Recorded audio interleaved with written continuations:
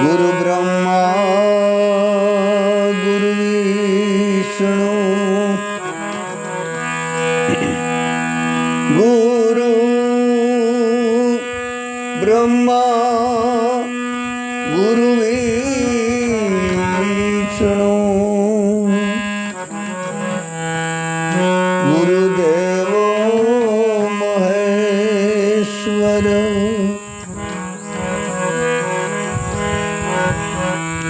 गुरु साक्षात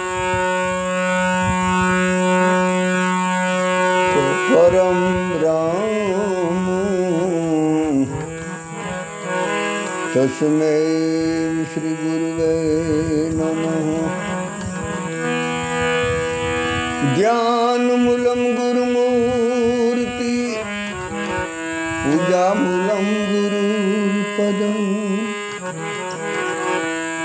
मंत्र मूलम गुरुवाक्यम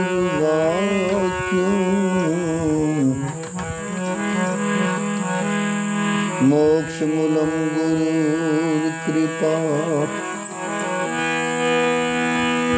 आय हनुमंत विराजिए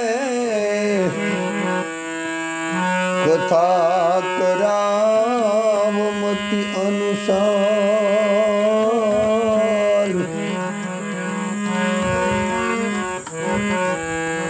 प्रेम सहित गादी धरावो पधार जो पवन कुमार श्यावर राम चंद्र पद प्रिय हो। सद्गुरु भगवान प्रिय हो।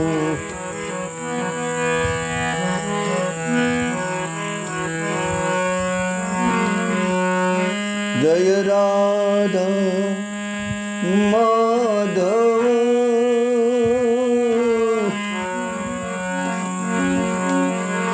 जय कुंज बिहारी जय गोपी जन वल्लभ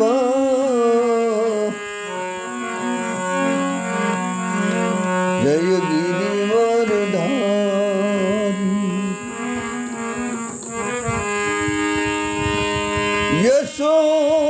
यशोदनंदन व्रज जन रंजन यमुना तीरे बंसारी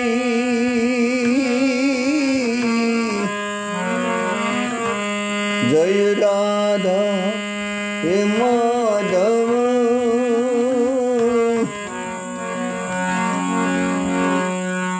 जय कुंज बिहारी।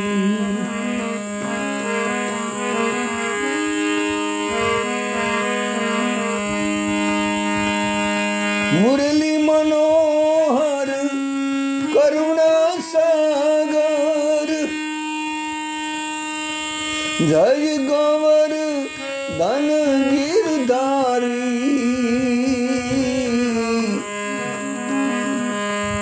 जय राधा हे माधव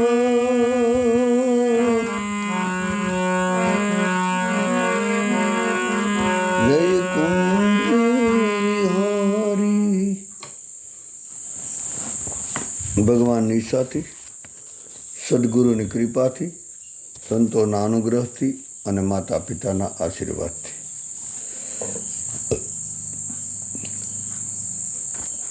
ગઈકાલે આપણી વાત ચાલતી હતી કે ગોપીજનો બધા જ કામકાજ પડતા મૂકી અને કૃષ્ણને મળવા માટે એક ઘેલું લાગ્યું, બધું છોડી અને નીકળી પડી.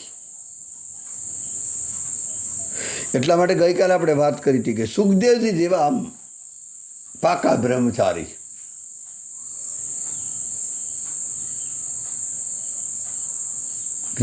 જેને સુખદેવજી માટે કૃષ્ણની બીજી શકલ કહેવામાં આવે, જે વિરક્ત, પૂર્ણ ત્યાગી, પૂર્ણ જ્ઞાની, એને શબ્દ વાપર્યા ગોપીજનો માટે કે કૃષ્ણ ગૃહિત માનસા.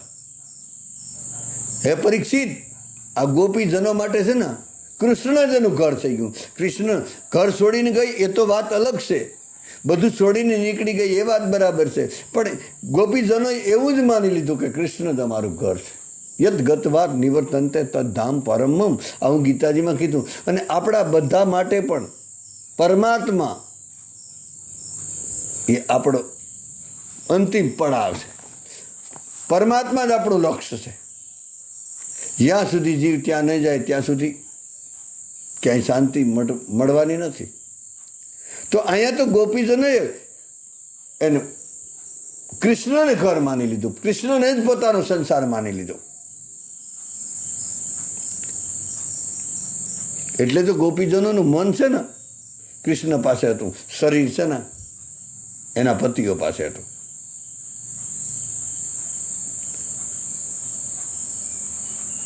મન તો ત્યાં હતું જ નહીં.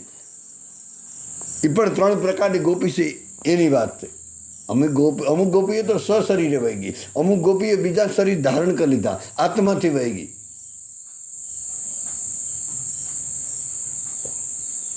અને કહેવાય કે ભાગવતકારે પણ કીધું અને અન્ય પુરાણોમાં આવી કથા છે કે કૃષ્ણને મળવા માટે ત્યારે 3 પ્રકારની ગોપીઓ દોડી છે.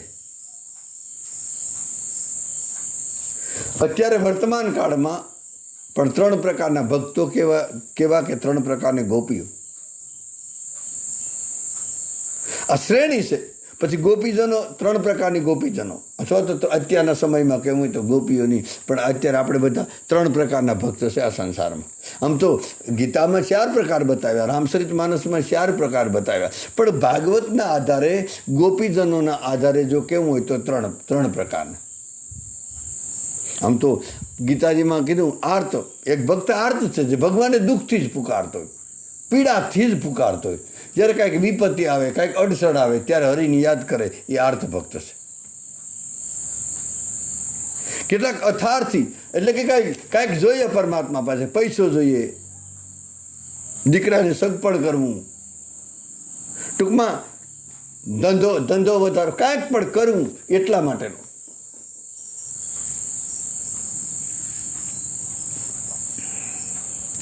ટૂંકમાં કાંઈક પણ ભૌતિકતા જોઈએ એટલા માટે એને યથાર્થી ભક્ત કહેવામાં આવે. પછી 3જા પ્રકારનો ભક્ત ગીતાજી રામચરિત માનસ એવું બોલે કે જે જિજ્ઞાસુ છે, જેને કાંઈક પામવું, જેને કાંઈક મેળવવું, જેને કાંઈક આત્માનો દીવો પ્રગટાવવો, જે મંદિરે જાય, સાધુ સંતો પાસે જાય, કોઈ કામનાથી નથી જતા, એને કાંઈક એવો રસ મેળવવો, એ મનુષ્ય જન્મ જેને સાર્થક કરવું, એટલા માટે એને કહેવાય કે જિજ્ઞાસુ. અને 4થા પ્રકારનો છે જ્ઞાની, જે બધામાં જેની બ્રહ્મદૃષ્ટિ થઈ ગઈ, જેને પરમાત્મા સિવાય બીજું કાંઈ દેખાતું નથી. જ્યાં નજર કરે ત્યાં પરમાત્મા, જે કાંઈ સાંભળે ત્યારે પરમાત્માનું જ ગીત હોય.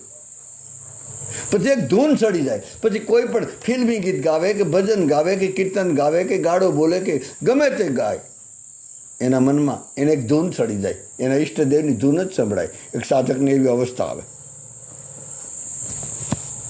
તો 3 પ્રકારની ગોપીજનો, 3 પ્રકારના ભક્તો આ સંસારમાં છે. પછી ભક્ત કહો કે શ્રેણી, ગોપી બોલો, જે બોલવું હોય તે. તો પ્રથમ પ્રકારની ગોપી, પ્રથમ પ્રકારનો ભક્ત એવો છે કે જે ગોપી ભજન તો કરતી હોય પણ સંસારથી ડરીને જ ભજન કરે. પોતાના પરિવારથી આમ સતત ડરતી જ હોય, ધ્રુજતી જ હોય, બીકમાં ભજન કરે.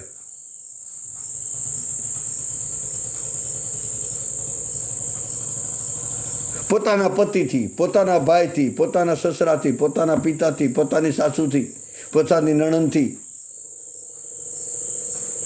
આ બધાથી ડરીને જ ભજન કરે, દબાઈને જ રહેતી હોય.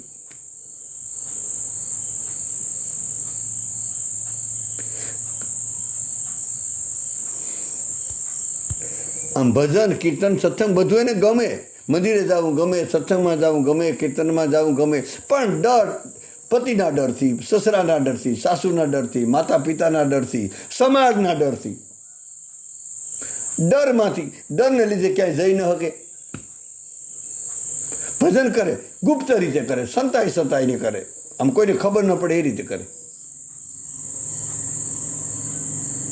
એ થર્ડ ક્લાસની કીધી, થર્ડ ક્લાસનો ભક્ત છે. ભક્ત પણ ડરપોક ભક્ત છે, બીકણ ભક્ત છે, કમજોર ભક્ત છે, માય કાંગલો ભક્ત છે. બીકમાં જ ભજન, બીકમાં એટલે માત્ર. એટલે મીરાબાઈએ કીધું, જ્યારે રાણાની બેન ઉદા એટલે કે મીરાને નણંદ કહેવાય, કે આમ જે નણંદ, એને કીધું કે મીરા આ બધું મૂકી દે, રાણાને નથી ગમતું. રાણાને પરમાત્માનો માર્ગ નથી ગમતો, સંસારનો માર્ગ ગમે, એટલે રાણાનું મારે માની લેવું. મીરાએ કીધું, ઉદાએ કીધું કે પરિણામ બહુ ખતરનાક થાય છે મીરા, તું માની જા. ત્યારે મીરાએ કીધું, એની ભાષામાં કીધું, રાજસ્થાની ભાષામાં, કે રાણો મારો કાંઈ કરી લેશો. આપણે કે શું મારું શું કરી લેવાનું છે. એ મીરાબાઈ બોલે, મારા શબ્દ નથી, રાણો બિસારો,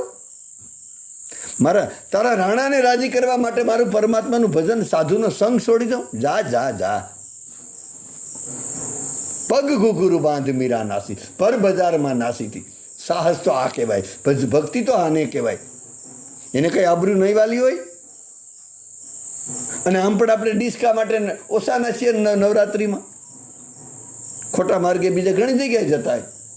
ડર તો એમાં રાખવાનો છે, પણ છતાં પણ થર્ડ ક્લાસની ગોપી છે ને, ડરથી જ ભજન કરે. ડર એક એના મગજમાં ડર ઘૂસી ગયો, એને કોઈ સમજાવી ન શકે. બસ મારે તો આમ ન કરાય, હું એને કાંઈ ન કહું, હું એને આમ બોલી ન શકું, એનો આત્મા બળી જાય, હું કોઈનો આત્મા ન દુભાવું. વાહ, એક વાત આમ ખાનગી કહું તમને બધાને. એક બાજુ પરમાત્મા આપણો રામ કે કૃષ્ણ કે શિવ આપણી પ્રત્યેક આપણી સામે હોય, અને એક બાજુ જે ઈશ્વરને માનવાવાળા નથી એવા વ્યક્તિ આપણા પરિવારના હોય. તો આપણે એને રાજી કરવા જઈએ કે પરમાત્મા, કારણ કે પરમાત્મા નથી જોતો, પરમાત્મા આપણે પ્રત્યક્ષ નથી ને, એટલે આપણે સંસારના આપણા પરિવારના પક્ષમાં ખરાખરીનો ખેલ આવે ને, જ્યારે પગલું ભરવાની વાત આવે, જ્યારે સત્યને પ્રાપ્ત કરવાની વાત આવે ને, જ્યારે સલાંગ લગાવવાની વાત આવે ને, ત્યારે આપણે હથિયાર નાખી દઈએ. હારાની આ હાલત છે. પણ અહીંયા મીરાએ કીધું કે રાણો બિચારો શું કરે? અરે રાણાને વિનંતી કરવી, એક કથા તો એવી છે કે રાણાને વિનંતી કરવી પડી કે મીરા ભર બજારમાં તું નૃત્ય કરવાનું બંધ કરી દે. ત્યારે મીરાએ કીધું કે રાણા, તારી જેમ સંસારમાં નાસવાવાળો નથી. મેરે તો ગિરધર ગોપાલ દૂસરો ન કોઈ. આવી જેને લગની હોય ને. પણ અહીંયા ત્રીજા પ્રકારની ગોપી જે થર્ડ ક્લાસની છે, એક ફર્સ્ટ ક્લાસ, એક સેકન્ડ ક્લાસ, એક થર્ડ ક્લાસ. ત્રીજા પ્રકારની ગોપી છે, ડરીને જ ભજન કરે, બીકથી જ ભજન કરે. માળા કરવી તો ધ્રુતી ભજન કરે. ખાખ ભજન મોબાઈલમાં ન ડરે, મોબાઈલમાં પણ એને ટૂંકમાં કહેવાનો મતલબ કે બધાથી ડરતી ભજન કરે. કેટલા જન્મ એને મોડું થઈ જાય વાલા. કારણ કે ભય તો અભયમ સંત્વ સંસુધી, ગીતાજી જે વાંચતા એને ખબર છે કે 16મા અધ્યાયના જે દેવી સંપદાના લક્ષણ છે ને, એમાં પહેલું જ લક્ષણ એ છે કે નિર્ભય હોવો જોઈએ ભક્ત. ભય ક્યારે લાગે? ક્યાંક આપણે ખોટું કરીએ તો જ ભય લાગે. નિર્ભય હોય, આપણી જો સાધના સત્ય જ હોય તો ખરેખર ભય હોવો જ ન જોઈએ. પણ આપણો માય કાંગલો સ્વભાવ થઈ ગયો ને. આપણે તમે જોઈ લેજો, પ્રયોગ કરજો. જ્યારે આપણે કાંઈક પણ ગોટાળો કરતા હશે, ક્યાંક પણ આપણે પાપને માર્ગે જતા હશે કે કોઈ ખોટું કરતા હશે, ત્યારે આપણે ડર લાગશે. ત્યારે પોતાના અંદરથી પણ ડર લાગે. છતાં અધ્યાત્મને માર્ગે જવું, પ્રેમને માર્ગે જવું, ભક્તિને માર્ગે જવું, તો ડર છે નો. પણ કેટલી ગોપી એવી છે કે થર્ડ ક્લાસની ગોપી કે જે પરિવારથી ડરીને ભજન કરે.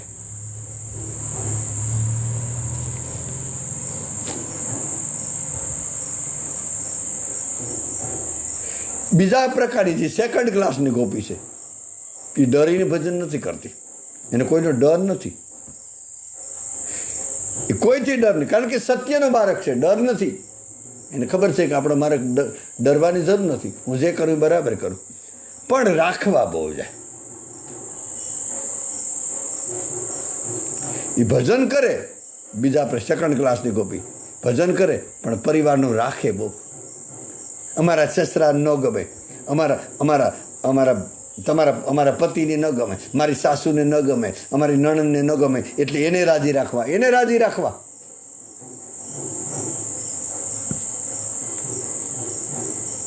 એક ગુરુ પાસે એક બેન જતી હતી સત્સંગમાં રોજ.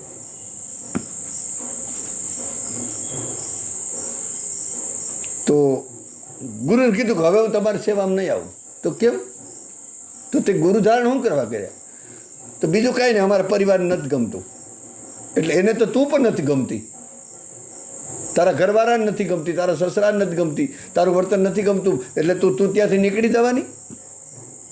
આ લોકોના કામ નથી ભજન કરવા.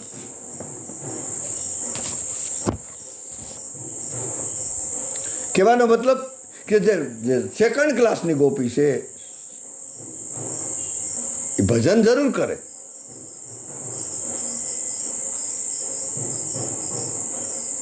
હા, એને નિંદા ટીકાનો ડર નથી. જે સેકન્ડ ક્લાસની ગોપી છે એને કોઈ પણ એની નિંદા કરે એનો ડર નથી.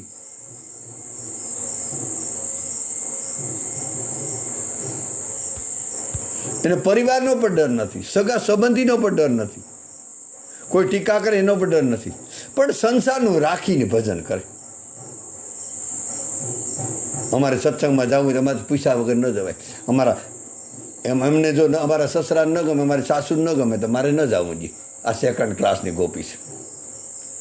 એ ભૌતિક જગતની એમ આધ્યાત્મિકતા સૂકી જાય. ભૌતિક જગતનું રાખવા માટે, ભૌતિકતા રાખવા માટે આધ્યાત્મિકતાને સૂકી જાય. અમારા ઈની ન ગમે, અમારા પતિને ન ગમે, અમારા સસરાને ન ગમે, એને ન ગમે, એને સારું ન લાગે એટલે મારે ન કરવું જોઈએ. આ તો પછી આપણા સંતો ઉદાર છે ને, એને સ્વીકાર ભાવ કર્યો કે આમ ને તો આમ. બાકી અસલી વાત નથી કરી. અસલી વાત તો તુલસીદાસજીએ કરી કે તેજો પિતા પ્રહલાદ વિભીષણ બંધુ ભરત મોહતારી ગુરુ બલિ તેજો કંતવદ વનિતા ભય મુદ મંગલકારી. નારાયણનું નામ લેતા વારે તેને તજીએ, કુળને તજીએ, કુટુંબને તજીએ માને બાપ. અધ્યાત્મના માર્ગમાં કોઈ વિરોધ કરે ત્યારે માને લેવાનું કે પતિ નથી રહેતો, ભાઈ નથી રહેતો, દીકરો નથી રહેતો, બાપ નથી રહેતો, ગુરુ નથી રહેતો. અને આપણે મન મનાવી લઈએ કે ના અમારા પરિવારને અમારે રાખીને કરું, તો રાખીને કરો. પરમાત્મા તોય મળવાનો તો છે, પણ કેટલાક જન્મ રિવેશ જવું પડે. એકરે ફીરામાં મીરાબાઈ ઉજણા. એટલે મીરાબાઈ આપણે બધાને મેસેજ આપ્યો કે હું સમાજનું આમ આપણે પ્રસંગ હું કેવું છોડો.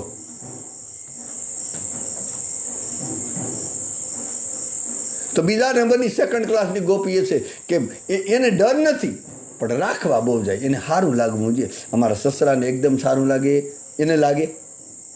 સાસુને ક્યારે સારું લાગ્યું? સાસુને કોઈ સારું લગાડી હે ગયા? નણંદ સીઆઈડીને કોઈ સમજાવી ગયું? એ ક્યારે સારું વિશ્વાસ. અને અધ્યાત્મના માર્ગમાં યાદ રાખજો, સત્યને માર્ગે કે અધ્યાત્મના માર્ગે જવું તે તૈયારી હોવી જોઈએ, નિંદાની તૈયારી હોવી જોઈએ, સાહસ કરવાની હિંમત હોય તો જ આ માર્ગે જવું, નહીં તો ધક્કો ન ખાવો. નહીંતર એ બરાબર છે, સંસારના કિચડમાં આપણે પડ્યા ને બરાબર છે. જે ત્રીજા પ્રકારની ગોપી છે, જે ફર્સ્ટ ક્લાસની ગોપી છે, નંબર 1,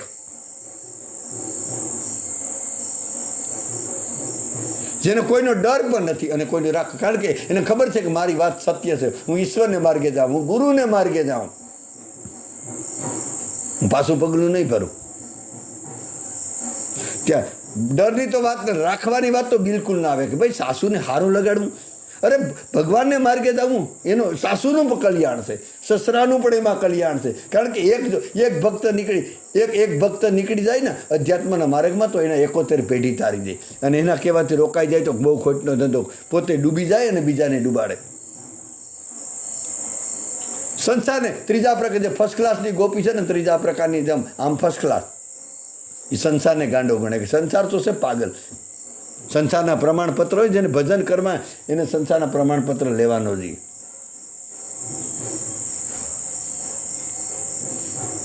હું જુનાગઢ ભજન તો નહોતો કરતો, પણ એકાંતમાં બેઠો હતો ને ત્યારે એક મારા મિત્રએ કીધું હતું કે સંસાર તારા વિશે છે ને આખા લીરબાઈ પરામાં છે ને કેવી વાતો થાય.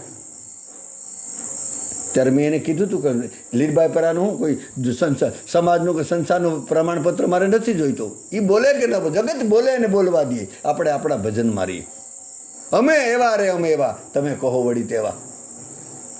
એને જે કહેવું ભલે મુબારક, આપણે આપણા માર્ગથી સલિત ન થવું.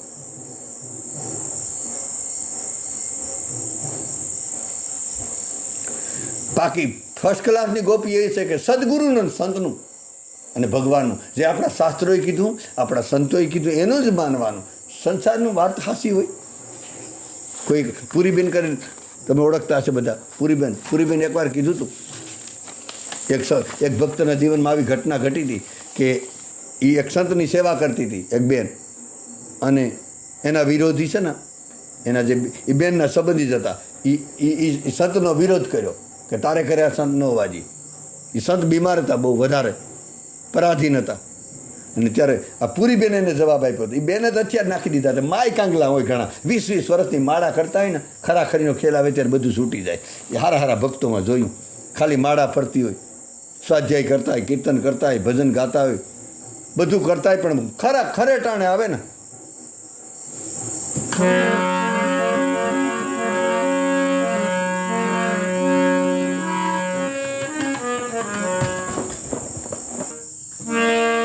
મોતીડા એરણમાં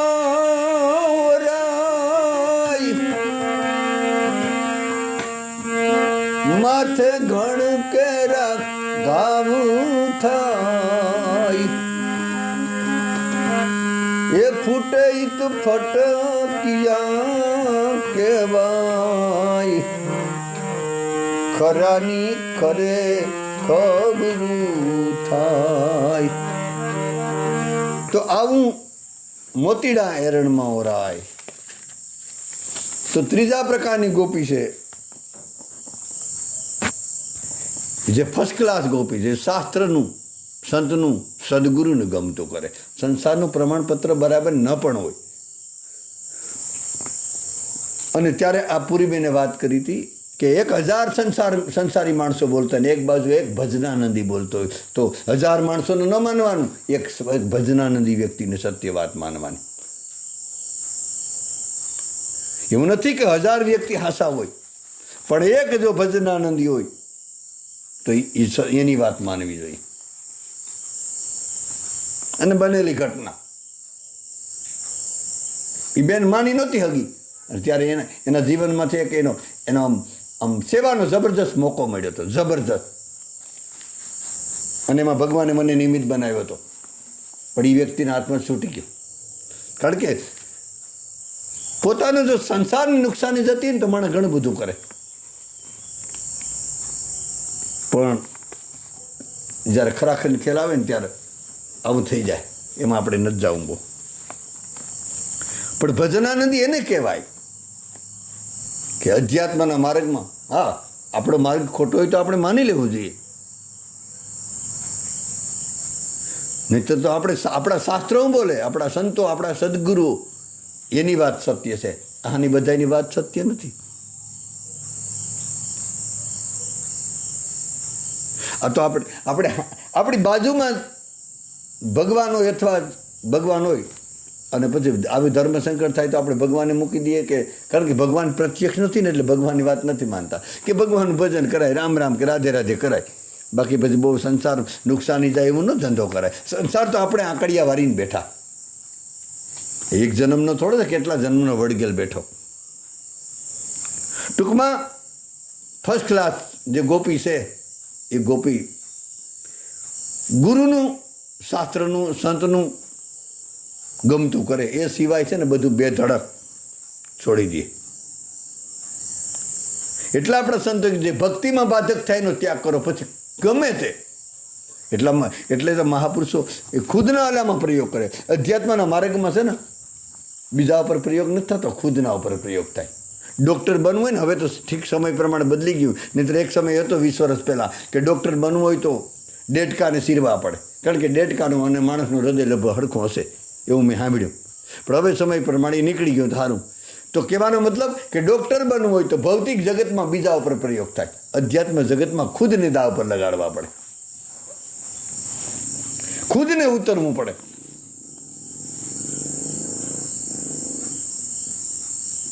અને આ ગોપીને, આ ભક્તને સંતોએ ઉત્તમ પ્રકારની ગોપી કીધી કે જે કોઈ રાખવા પણ ન જાય અને કોઈનો ડર તો હોય જ નહીં. ડર એક જ હોય, ન જાવું કુમાર ગે કદાપી, વિસારી વિસારીને પગલા ભરું છું. નથી કોઈની ભીખ મને આરે જગતમાં, નથી કોઈની બીક મને આરે જગતમાં. ફક્ત એક મારા, એ ફક્ત એક મારા ગુરુથી ડરું છું. ફક્ત એક મારા હરિથી ડરું છું. મને જ્યાં ગમે ત્યાં હરું છું, ફરું છું. ન જાઉં કુમાર ગે કદાપી, વિસારી વિસારીને પગલા ભરું છું. ઠીક છે, આ સતારદાસનું ભજન છે, એમાં કીધું વિસારી વિસારીને પગલા. એવું લાગે કે વિચાર આપણે કરવા વાળા કોણ? આપણે રોકવા વાળા કોણ? બધું એની ઈચ્છાથી થાય.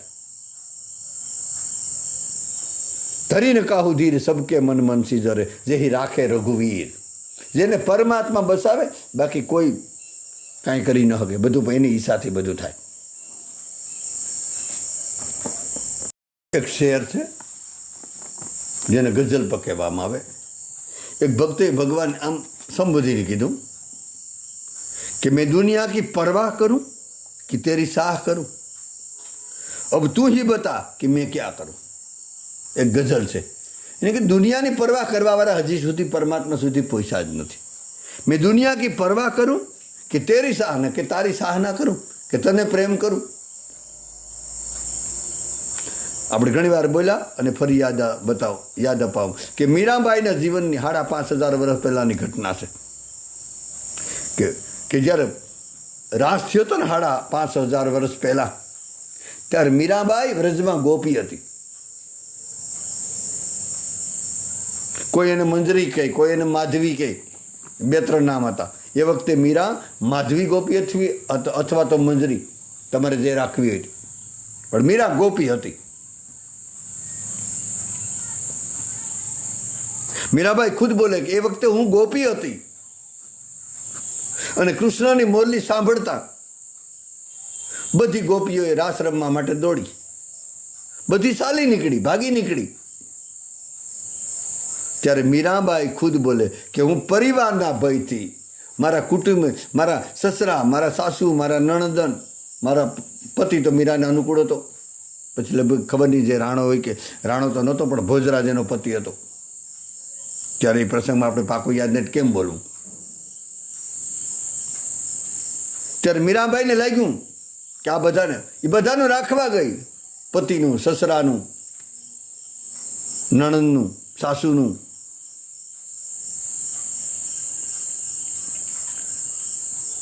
પરિવારના ભયથી અને કુટુંબીજનોની મર્યાદાથી. ઓહો, આપણી મર્યાદા રાત્રિને 12 વાગે જવું બરાબર કહેવાય?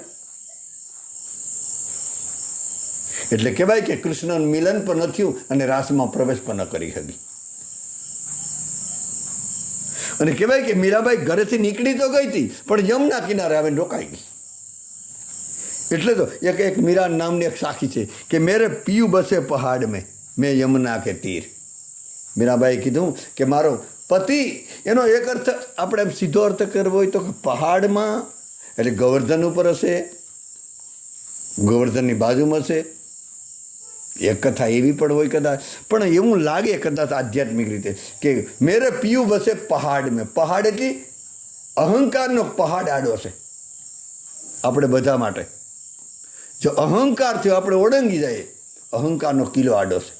મેરો પિયું, પરમાત્માનો દરવાજો ખુલતા વાર ન લાગે. નહીતર મીરાબાઈ અહીંયા એક સંદર્ભ કદાચ આવો પણ હોય કે પહાડ તૂટવો હોય તો અહંકાર તૂટી જાય ને, ત્યારે પરમાત્માના રાસમાં પ્રવેશ થઈ જાય, પરમાત્માનો રસ પણ મળી જાય અને પરમાત્માનું મિલન પણ થઈ જાય.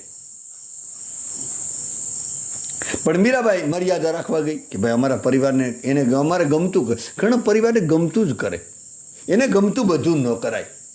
હા, એ એમ કે ઘરમાં આ રીતે શાક કરો તો કરી નાખવાનું, આ રીતે મોહનથાળ બનાવો તો એ રીતે બનાવવાનું, આજ આમ કરવાનું. બાકી એમ કે ભજનમાં સત્સંગમાં તો મનુષ્ય અવતાર આપણે એ બધાનું રાખવા માટે કર્યો. જરાકતા પોતાના આત્માને પૂછીએ આપણે બધા કે બસ આ બધા તો મૂકીને વૈયા જવાના છે ને, નહીંતર આપણે એને મૂકીને વૈયા જવાના છે. કે સંત સગા કા સદગુરુ સગા અંત સગા શ્રી રામ, તુલસી આ જીવને 3 ઠોર વિશ્રામ. યાદ રાખજો, બધા મૂકીને ખરેખરીનો ખેલ આવે ને. રામચરિતમાં માનસમાં કીધું કે સુરનર મુનિ સબકી યહ રીતિ, લાગી સવારથ કરે સબ પ્રીતિ. અહીંયા સ્વાર્થ વગરના કોણ પ્રેમ કરે? હા, 2 વ્યક્તિ કરે. હેતુ રહિત જગ જુગ ઉપકારી, તુમ તુમાર સેવક સુરારી. હે ભગવાન, એક તમે અને તમારા સાસા ભજના નંદી સંતો, એ સિવાય માતા પિતા બેન ભાઈ પતિ પત્ની સાસુ નણંદ ભાભી કાકી માસી ફૂઈ બધા મિત્ર બધાથી માંડીને સ્વાર્થ વગર, કોઈ સ્વાર્થ વગરનો પ્રેમ. સબ મતલબ કે યાર યા.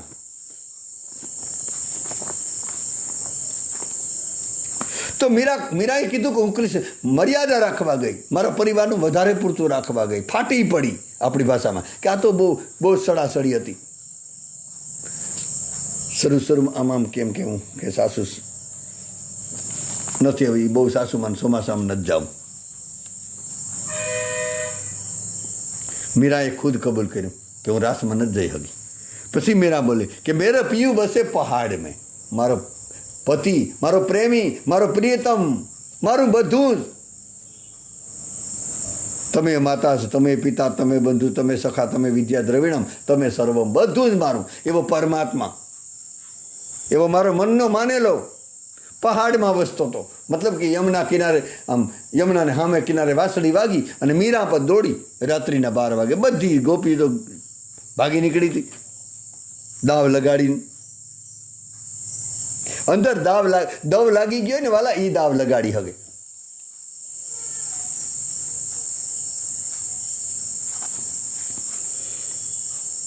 મીરાએ કીધું મેરો પિયું બસે પહાડ મેં, મેં યમુના કે તીર. હું યમુનાને કાંઠે ઊભી રહી.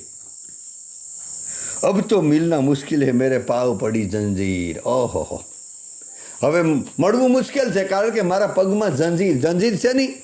સાસુનું દોરડું હતું, સસરાનું હતું, પતિનું હતું, નણદલનું હતું, દેરાણી જેઠાણીનું હતું, પાડોશીનું હતું, સગા સંબંધી, આ બધા દોરડા હતા. એ જંજીર હતી, એ જંજીર એને પકડી રાખે.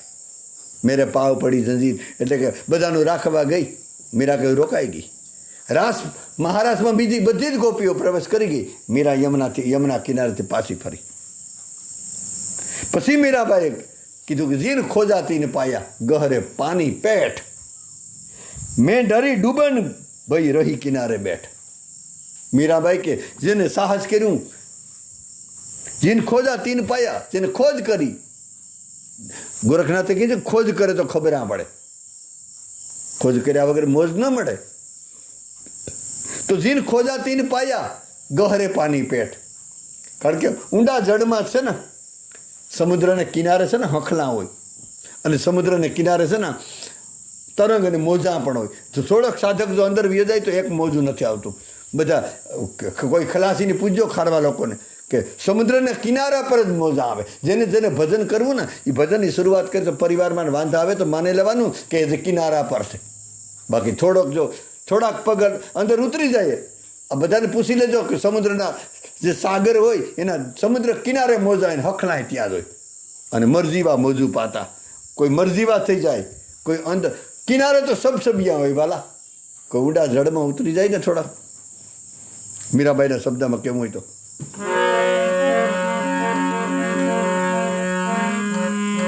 શીશ રાત જળમાં અમે રહી ન શકીએ, શીશ રાત જળમાં વાલા રહી ન શકીએ, ઊંડા રે જળના અમે એસીએ માછના, આ દેવના દાજેલા અમે ભાવ દુખિયા. મીરાબાઈએ કીધું કે સીસરા જળમાં અમે રહેવાના નથી. સીસરા જળમાં તો સીસરા જળનું માછલું હોય ને એને કાં તો મછિયારો વેલો પકડી જાય અથવા તો પાણી સુકાઈ જાય તો મરી જાય. ઊંડા રે જળના અમે માછલા. ઊંડું જળ કયું છે? 1 મિનિટ. તુલસીદાસે કીધું કે જીમી શરણ 1 મિનિટ જીમી શરણ ઉપજહી બાધા. પરમાત્માનું શરણ છે, પરમાત્માનો આશ્રય, ગુરુ પ્રત્યેનો ભરોસો, એ ઊંડું જળ છે. બાકી સીસરા જળમાં જોખમ છે, ક્યારે નક્કી નથી, ક્યાંય નક્કી નથી. એટલે મીરાબાઈએ કીધું કે સીસરા જળમાં અમે રહી ન શકીએ. તો કિનારે તો સબસબિયા છે, કિનારે તો છે ને મોજા છે. બાકી મોજ લૂંટવી હોય, આનંદ લૂંટવો હોય અને મધદરિયે વયા જાય ને તો ત્યાં હખલા નથી, ત્યાં મોતી છે. પણ કોઈ આ મોતી લઈ આવે. એના માટે જબરજસ્ત સાહસ, એના માટે અલગ પ્રકારનો ત્યાગ, એના માટે અલગ પ્રકારનો વૈરાગ, એના માટે અલગ પ્રકારની સાધના. એ જેવી તેવી 15 માળા કરીને મૂકી દેવી, થોડી વાર ધ્યાન ભજનમાં એમ નહીં. એના માટે દાવ લગાડવો પડે. મીરાબાઈએ કીધું જીન ખોજાતી ને પાયા ને ગહરે પાને. ઊંડાઈમાં ગયા ને, ઊંડા ઉતરી ગયા ને, ભીતર ગયા વો ભીતર ગયા. જે અંદર ઉતરી ગયા ને તરી ગયા, બાકી બધા મરી ગયા. જીન ખોજાતી ને પાયા ગહરે પાની પેટ. પણ મેં ડરી ડૂબન, આ મીરાબાઈ બોલે, હું નથી બોલતો, કે મેં ડરી ડૂબન ભાઈ રહી કિનારે બેઠ. હું જઈ ન હકી અને મહારાષ્ટ્રમાં પ્રવેશ મારો ન થયો. કિનારે બેઠી રહી. કિનારેથી ક્યારે એક ભાઈ એક ગૃહસ્થ માણસ સમુદ્ર કિનારે સ્નાન કરવા ગયો. તો ત્યાં મહાત્મા નીકળ્યા કે ભાઈ કેવો ઊભો છું અહીંયા, અત્યારે શું છે? તો કે સ્નાન કરું. તો કરી લે ને. તો કે આ બધા મોજા તરંગ બંધ થાય તો એ બંધ નહીં થાય ક્યારેય. સંસારના મોજા, સંસારના તરંગ, સંસારના વિરોધ ક્યારેય બંધ નહીં થવાના. આપણે દાવ લગાડી દેવાનો. કોઈ પણ રીતે હરિભજન થવું જોઈએ. અને પરમાત્મા જ્યારે આપણે કઈ આમ શું કહેવું, ત્યારે સાક્ષી પુરાવે ત્યારે પરમાત્મા એવું નહીં કે તું બધાને રાખવા ગયો તો તને ઇનામ આપવું. ઈશ્વર ભજન માટે સાધક ગમે તે કરી શકે. અસલી વાત બધા નથી બોલતા વાલા. કથાકારો ઘણી વાર છે ને, એને ખબર છે, જો કે કથાકારોને એવું નથી કે એને ખબર નથી, પણ કથાકારને ખબર છે કે આ લોકોને ગુંજાઈશ નથી, એટલે અસલી વાત ક્યારેક ઘણી વાર એ પર રોકાઈ દે. બધાની વાત નથી, કેટલા મહાપુરુષો એની વાત અલગ છે. બાકી મોટા ભાગના જો થતું હોય, અસલી વાત નથી બોલી શકતા, મોટા સિવાય જાય પૈસા માટે, હારાના. નહીં તો સત્ય કહી દેવું જોઈએ બેધડક. ઈશ્વરના માર્ગમાં ગુરુનો ત્યાગ પછી તો વાત પૂરી ને. અરે ભરતુરીના ભજનમાં ભગવાન બાધક થતો તો ભગવાનને હટાડી દીધા કે દર્શન આપવા ન આવતા તમે મારું ભજન બગાડો. આ ભરતુરીની વાત છે, બનેલી ઘટના. સનાતનજીએ કીધું હતું કૃષ્ણને કે તું વયો જા યશોદા મૈયા પાસે, મારે તારા માટે સમય નથી. એટલા માટે કીધું ભજનને ભોગે સેવા પણ નહીં. પણ હા, સેવાયામ ભજ ધાતુ. કોઈ પણ હેતુ વગરનું આપણું સંસ્કૃત બોલે કે કોઈ પણ અપેક્ષા વગરની, કોઈ પણ માનની કે પૈસાની કે કોઈ પણ અપેક્ષા ન હોય અને પછી કોઈની પણ સેવા કરવામાં આવે, નીતિની કમાણી હોય અને અતિ પ્રીતિથી કૂતરાને ખવડાવવામાં આવે ને, કૂતરાની સેવા કરવામાં આવે ને, ગલુડિયાની સેવા કરવામાં આવે ને, તો માની લેજો એ કૃષ્ણને ખવડાવી. પણ નીતિની કમાણી હોય ને પ્રીતિથી ખવડાવીએ તો શરત એટલી છે. નામ ભૂલી ગયો એક ભક્તનું સ્વામિનારાયણ સંપ્રદાયમાં, નામ ભૂલી ગયો મસ્ત, પણ એમને એમ બોલી દઉં. કહેવાય કે બધો સંઘ છે ને, સત્સંગ ભજન કીર્તન હશે. સહજાનંદજીનો ભગવાન સ્વામિનારાયણ એના સત્સંગમાં, મહાપુરુષ પરમાત્માનો એક અવતાર થઈ ગયો ને સ્વામિનારાયણ, એના સંઘમાં બધા જતા હતા, બધા જ ભક્તો જતા હતા. તો ત્યાં રસ્તામાં એક ગાય છે ને બીમાર પડેલી. બધા ભક્તો જોઈ, ઓહો એ ભગવાન, હળાહળ કડિયુગ છે ને, જોવો તા કરી ગાય દુખી, બધા નિંદા કરવા માંડ્યા. અરે એ ભગવાન, જમાનો તો જો ગાયને મૂકી દીધી. પણ જે બધા એમને પગે લાગે, આમ દૂરથી વયા ગયા, સત્સંગમાં વયા ગયા, કીર્તનમાં વયા ગયા, ધૂનમાં વયા ગયા. પણ જે આ ભક્ત નામ ભૂલી ગયો, કાલ યાદ આવી તો બોલી દે, એ ભક્ત ઊભી ગયો. ઓહ, આ ગાય કૃષ્ણની છે. કૃષ્ણ જો ખુલ્લા પગે ગાયની કાચ સારો સરાવા જતો હોય તો મારે પણ આની સેવા કરવી જોઈએ. અને આમ હું કેવું, પુષ્ટિ માર્ગમાં મારે આમ કેટલું, પુષ્ટિ માર્ગમાં તો વલ્લભ મહાપ્રભુનું નિવેદન છે ખુલ્લું. વાલા જોઈ લીજો, વાંચી લેજો તમે, તમારે સમય હોય તો, નહીંતર ભરોસો કરજો શબ્દ પર. તસ્માત શાસ્ત્ર પ્રમાણમ તે કાર્ય વ્યવસ્થિતો. શાસ્ત્રને પ્રમાણવાળી વાતો છે. મારા ઘરની નથી ને એટલે ઘરની બિલકુલ નથી. આ સદગુરુના ઘરની છે. તમારા મારા સદગુરુની વાતો છે ને તમને બધાને સાંભળવા મળે. આ મારી થોડી છે કે ભાઈ કે ભક્ત નથી. ઓ મારાથી સત્સંગ, આ મારા માટે સત્સંગ છે. આ ગાય દુઃખી છે, આ ગાય પીડામાં છે. એટલે કોઈ એવા વ્યક્તિનો કોન્ટેક કર્યો ફોન દ્વારા, એને કીધું કે આને જેટલા રૂપિયાનો ખર્ચ થાય એટલો હું આપી દે, અને ગૌશાળા સુધી પહોંચાડો, અને ટ્રીટમેન્ટ થવી જોઈએ, ડૉક્ટર સુધી પહોંચાડી ગાયને. અને પછી સત્સંગમાં મોડું થઈ ગયું, અને પછી ગયા કહેવાય કે સહજાનંદ સ્વામીએ ગળે લગાડી લીધા. ભજન આમ હોય વાલા, કેવલ માળા ફરવું ભજન નથી, કેવલ પૂજામાં બેસી જવું ભજન નથી, કેવલ ધ્યાન કરવું ભજન નથી, કેવલ સ્વાધ્યાય શાસ્ત્રનું કરવું ભજન નથી. ભજન તો પ્રેક્ટિકલ રહેવું જોઈએ. આપણી હાજરીમાં કોઈ આપણી પાસે સુવિધા હોય, આપણું સામર્થ્ય હોય, આપણે સક્ષમ હોય, અને છતાં પણ જો કોઈ દુઃખી હોય અને આપણે એના દુઃખમાં ભાગ ન લઈ ગઈએ તો વૈષ્ણવ જન તો કહેવાય જ નહીં. નાટક છે આપણા બધા. ખાખ આપણે ભક્ત કહેવાય, ભજનને બદનામ કરીએ. ભગવાને તો નાનામાં નાની વ્યક્તિને પ્રેમ કર્યો. છેલ્લા સુધી ભગવાને કીધું, ગાંધીજી છેલ્લા માણસો સુધી વયા ગયા. આપણે તો મોટા મોટા ગમે, આપણે ભેદબુદ્ધિ નથી કરતા. પૂછો પોતપોતાના આત્માને. બીજું મને યાદ આવ્યું એટલે કહી દઉં, પાછો આવે કે ના. સ્વામિનારાયણ ભગવાન સહજાનંદ સ્વામી, એની પધરામણી થતી હતી. ટૂંકમાં કોઈ ગામમાં એનું આમ એટલું મોટું સ્વાગત થતું હતું કે આમ હાથી ઉપર બેસાડ્યા હતા, હાથીના અંબાડી ઉપર, અને બધા ભગવાનના નામનું કીર્તન કરતા. હજારો ભક્તો આગળ, હજારો, કેટલાય ભક્તો, આમ 10 વીઘામાં ન સમય ને એટલા ભક્તો, એટલા હરિભક્તો. સ્વામિનારાયણ સંપ્રદાયમાં હરિભક્તો બોલે, વૃંદાવનમાં રસિક બોલે, અયોધ્યામાં પ્રેમી બોલે, પુષ્ટિ માર્ગમાં વૈષ્ણવ બોલે, જે રાખવું હોય તે. કહેવાય કે આમ હાથીને અંબાડી પર ધીરે ધીરે, હાથી ધીરે ધીરે મહાવત ચલાવતો હતો, એના પર બેઠા હતા, બધા માણસો દર્શન કરતા હતા, હાથી ધીરે ધીરે આગળ જતો હતો. અને એમાં એક દેવી પૂજકની માતાજી 60-70 વર્ષની, એને પણ વિચાર આવ્યો કે બધા આજ તો ગામમાં ભગવાન આવવાના છે, એક મહાપુરુષ આવવાના છે, એક અવતારી પુરુષ આવવાના છે, તો હું તો દેવી પૂજકની માતાજી છે, મેં તો કાંઈ જીવનમાં કર્યું નથી, તો કમસે કમ એક પોતાના વાડામાં સીભડું પાકેલું હતું, અને સીભડું લઈને એને થયું કે કદાચ મારું સીભડું સ્વીકારે તો કેવો ભાવ હશે. તમે જુઓ તા ખરી ભજનનો માર્ગ હું છે. અને કહેવાય કે એ તો એને દેવી પૂજકની બેને કોણ આગળ જવા દે. અને એટલી ભીડ હતી, જેમ જુનાગઢના મેળામાં, કુંભના મેળામાં ને એવી ભીડ, હજારો શ્રી હરિભક્તો, બધા દર્શનાર્થી. આ તો લગભગ આમ 500,000 ફૂટ દૂર હતી. હાથમાં સીભડું, અને આમ ઉપર કરે, હું શું કરે કે કદાચ મારું સીભડું જોઈ જાય. અને કહેવાય કે બનેલી ઘટના છે ભગવાન, આ મારા ઘરની વાતો નથી. એ સહજાનંદ સ્વામી મહાવતને કીધું હાથીને આગળ જવા દો, આગળ જવા, ક્યાંય રોકાતા નથી. અને બિલકુલ નજીક આવતા જે દેવી પૂજકના જે માતાજી હતા ને એની બાજુમાં આવીને કીધું કે માતાજી તારું સીભડું આપ મને. હાથીને ઝુકાડી દીધો વાલા. મહાપતિએ કીધું કે હાથીને બેસાડી દે, મારે દેવી પૂજકની માતાજીનું સીભડું ખાવું. દુનિયાની મેસેજ છે વાલા કે ભજનાનંદી કોને કહેવાય, છેલ્લે સુધી જ વયો જાય. બીજાની પીડા સાંભળીને આપણે નીંદર આવી જાય તો આપણી માળા ફરે એમને. કહેવાય કે હાથી ઝુકાડી દીધું. માતાજીના આંખમાં આંસુડા છે.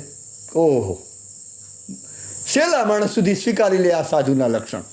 આપણે તો આ પવિત્ર નથી, આ બરાબર નથી. ભજનાનંદી બધાનો સ્વીકાર, બધાને પ્યાર. ત્યારે ભજનનું લક્ષણ. ગમે એટલી ભલે આપણે પવિત્રતા રાખતા હોય, ગમે એટલી ચોખ્ખાઈની વાતો કરતા હોય, ગમે એટલા ઊંચી વાતો કરતા હોય, ખરે ટાણે આપણે પડી જાય. કહેવાય કે સહજાનંદ સ્વામી એ બેનનું પોતાના હાથથી સીભડું લઈ અને હાથી ઉપર બેઠા સીભડું ખાધું હતું. આ સાધુતા કહેવાય. એ આપણે બધાને મેસેજ આપે કે છેલ્લા સુધી આપણે ક્યારે કોઈ વિચાર આવ્યો કે આપણે આજુબાજુમાં કેટલા દુઃખી છે, કેટલી ગાયો દુઃખી છે. વધારે તો ગાયો દુઃખી છે. આપણે વારંવાર કે ગૌશાળાએ તો આંટો મારો, હોસ્પિટલે ક્યારેક જાઓ, ગૌશાળા જાઓ, સગા સંબંધી માટે ખૂબ આંટા ફેરા. 84 લાખ યોનીમાં આંટા ફેરા જ કર્યા ને. ગરુડિયા ઢબમાં આપણે ગરુડિયા હતા, ઓથમાં આપણે બળદ ગાયું ભેંસો, આપણે કેટલી યોનીમાં ફરી આવ્યા. પુનરપી જનનમ પુનરપી મરણમ પુનરપી જનની જઠરે શયનમ ઈ સંસારે ખલદુસ્તારે કૃપયા પારે પાહી મુરારે ભજ ગોવિંદમ ગોવિંદમ ભજ મૂઢ મતે. હે મૂઢ બુદ્ધિવાળા, હવે તો ભજ. આ અવસર પાછો નહીં આવે. તો કહેવાનો મતલબ, જેણે જે મરજીવા થઈને જેને સાહસ કર્યું ને, જે સબસબિયા છોડી અને ઊંડા જળમાં જે ઝંપલાવી લીધું ને, એ મોતી મેળવી ગયા. મીરાબાઈએ કીધું કે હું સંસારના પરિવારના બંધનમાં બધાના ડરથી કિનારે બેઠી રહી અને રાસમાં ન રહી શકી. રાસ રહી ગયો. કહેવાય કે મીરાબાઈ ખુદ કબૂલ કરે. તમે જોઈ લીધો મીરાબાઈનું જીવન ચરિત્ર. મીરાબાઈએ કીધું કે એક ભૂલ મને 58 જન્મ લેવડાવ્યા. એ પછી મીરા 59મા જન્મમાં મીરા પાછી મીરા બની. જે માધવીની મંજૂરી હતી ને, એ ગોપી ત્યારે રાસમાં ન જઈ શકી અને પછી રાસ અને રસ બે વયો ગયો, નીકળી ગયો હાથમાંથી.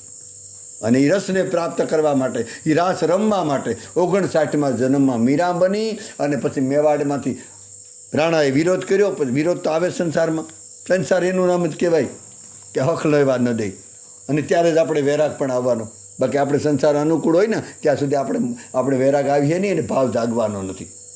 સંસારની પ્રતિકૂળતા આવે ને ત્યારે જ આપણે ઈશ્વર તરફ જઈએ. આપણે કંઈ ઓછી માયા નથી.